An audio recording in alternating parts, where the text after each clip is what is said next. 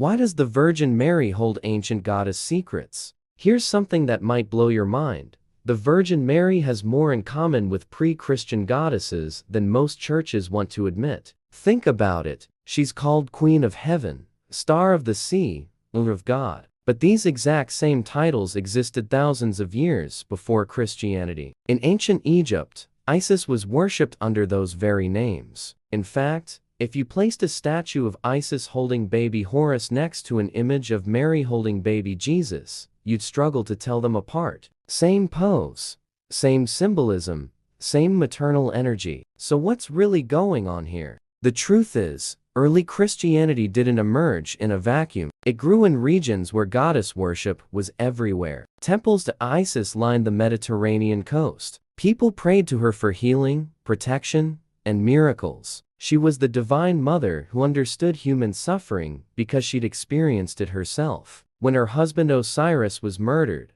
she used her magic to bring him back to life. She protected her son Horus from every danger. She was powerful, autonomous, and deeply loved. And when Christianity began spreading, it needed to speak to people who already knew this kind of devotion. Now, here's what I want you to do. Think about the first time you felt truly protected by a mother figure, whether your own mother, grandmother, or someone who cared for you unconditionally. Hold that feeling. That's the archetypal energy we're talking about. It transcends religion. It's hardwired into human consciousness, and every culture has expressed it through their own sacred stories. But here's where it gets even deeper. In Hinduism, this same force is called Shakti, the primordial cosmic energy that creates and sustains everything. Without Shakti, nothing exists. Not even the gods can act without her. She's not subordinate to masculine divinity. She is divinity expressing itself as creative power. Shakti manifests as Durga the warrior, Kali the transformer, Lakshmi the nurturer. Multiple faces, one essential force. And when you really look at Mary, Isis, and Shakti side by side, you start seeing not three separate figures but three expressions of the same universal mother. What if everything you've been taught about the divine is incomplete? What if the sacred feminine has been hiding in plain sight all along? Drop "Awaken" in the comments if this resonates, and hit that like button. How ancient Egypt preserved what Christianity suppressed. Let's talk about power, real spiritual power, because that's what this is really about. In ancient Egypt, Isis wasn't just a beloved figure. She was a full goddess with her own temples, priestesses, and mystery schools. She didn't need permission from male gods to be worshipped. Her cult was one of the most powerful religious movements in the ancient world, lasting over 3,000 years. People from all social classes initiated into her mysteries learned sacred magic, healing practices, and transformation rituals. Isis was complete unto herself, sovereign and supreme. Now, contrast that with how Christianity treats Mary. Yes, she's venerated. Yes, millions pray to her daily, but she's never officially called divine. Why? Because acknowledging a divine feminine equal to God, the Father, would fundamentally challenge patriarchal religious structures. For centuries, church councils debated Mary's status. Some wanted to elevate her. Others fought fiercely against it. The compromise? She became the most honored human, but still just human, perpetually subordinate to male divinity. Do this right now.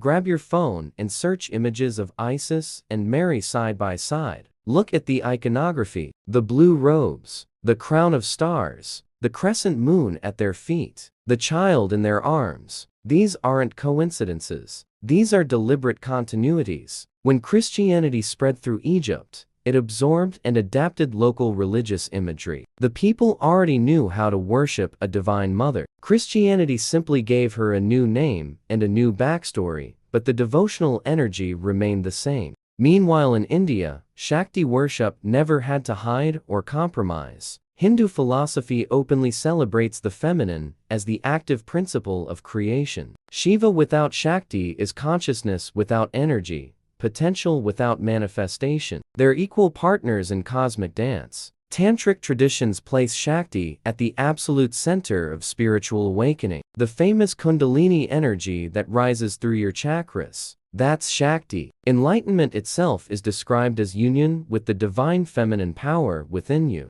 So we're looking at three completely different religious contexts, yet the same essential truth appears in all of them. Creation is feminine. Life force is feminine. Transformation is feminine. The Divine Mother isn't a nice addition to religion. She's fundamental to existence itself. If you're starting to see these connections, comment Goddess below and subscribe to keep exploring these mysteries with us. What if your spiritual power is actually feminine energy? Here's the question that changes everything. What does it mean for your spirituality once you realize the divine feminine has been systematically written out of Western religion? Because this isn't just ancient history. This affects how you see yourself, how you access your own power, how you understand the sacred. For thousands of years, Western culture has taught us that God is exclusively masculine. Father, Son, Holy Spirit, all male. Authority, strength, leadership masculine. Meanwhile, the feminine gets associated with submission, passivity, secondary importance. But the mystery traditions tell a completely different story. In ancient Egypt, the most powerful magic belonged to Isis. She knew the secret names of the gods, which gave her authority over them. Egyptian texts describe her as more clever than a million gods. She outwitted Ra himself, the sun god, to steal his true name and claim his power.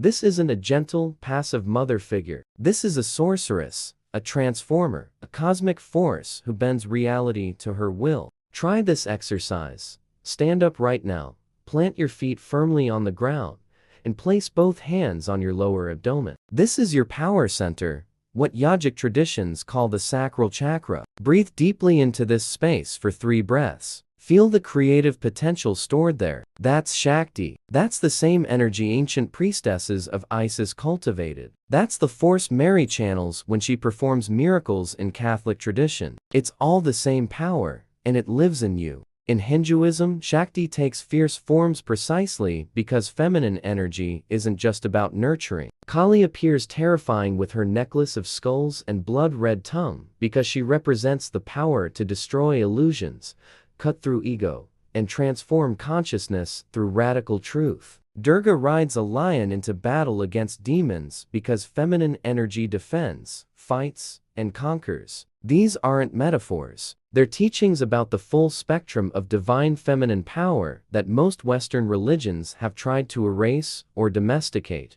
When you pray to Mary for intercession, you're tapping into this ancient current whether you know it or not. When you feel intuition guiding you, that's Shakti speaking. When you experience deep healing or sudden transformation, you're witnessing Isis magic at work in modern life. Drop power in the comments if you feel this awakening happening in you. And smash that like button. How reclaiming the divine feminine transforms your life. So here, we are at the most important realization. This isn't about religion. It's about you, your empowerment, your wholeness, your spiritual awakening. Because once you understand that Mary, Isis, and Shakti represent the same sacred feminine force, you can't unsee it. And more importantly, you realize that this force doesn't just exist in temples or ancient texts. It exists in you, right now, waiting to be acknowledged, activated, and expressed. Think about what you've been taught to suppress. Your intuition dismissed as irrational, your emotions called weakness, your creativity seen as impractical, your need for connection labeled as neediness, your cyclical nature treated as inconvenient. All of these are expressions of divine feminine energy, and culture has systematically devalued them. But the ancient wisdom traditions knew better. They honored the dark moon as sacred as the full moon. They celebrated the destroyer as necessary as the creator. They understood that real power includes both fierce and gentle, both transformative and nurturing. Do this visualization with me now.